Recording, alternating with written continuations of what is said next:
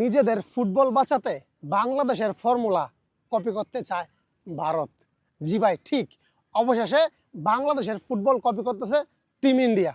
এখন ভারতীয় টিমের যে একটা অবস্থা, ভারত কিন্তু মোটামুটি ভালোই র্যাঙ্কিংয়ে কিন্তু এগিয়ে আছে 127। এখানে দেখেন বাংলাদেশের সাথে ড্র করছে, তারপরে হংকংয়ের সাথে হেরে গেল।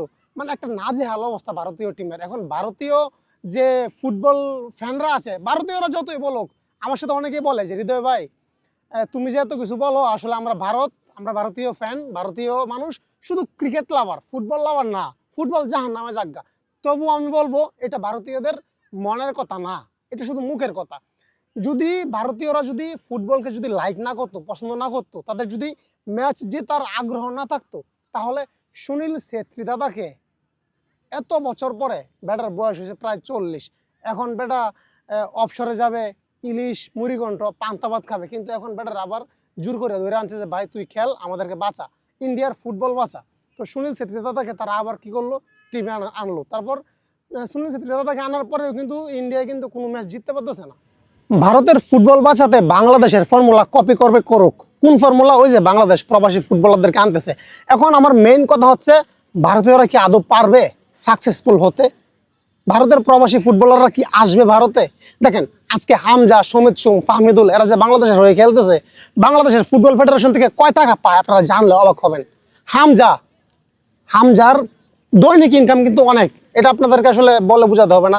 তারা বড় বড় লিগে খেলে থাকে। তো বাংলাদেশের ফুটবল ফেডারেশন থেকে কিন্তু বাংলাদেশের এখান থেকে কিন্তু খুবই কম আর্নিং, খুবই কম টাকা পায়। শুনছিলাম 20,000 নাকি 30,000।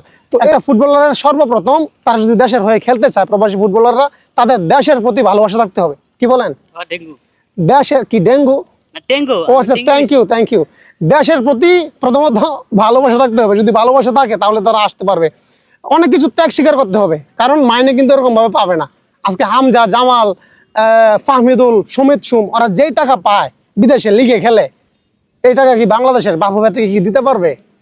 বাংলাদেশের ফুটবল ফেডারেশন থেকে কি দিতে পারবে বা দিবে? কখনো না।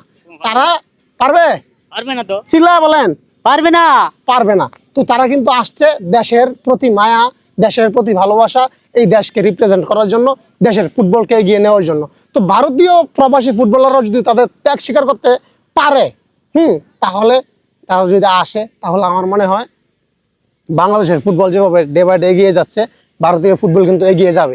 যদি প্রবাসী ফুটবলারের দিকে যদি এখন পর্যন্ত নজর না দেয়, তাহলে ভারতীয় ফুটবল হারিয়ে যাবে।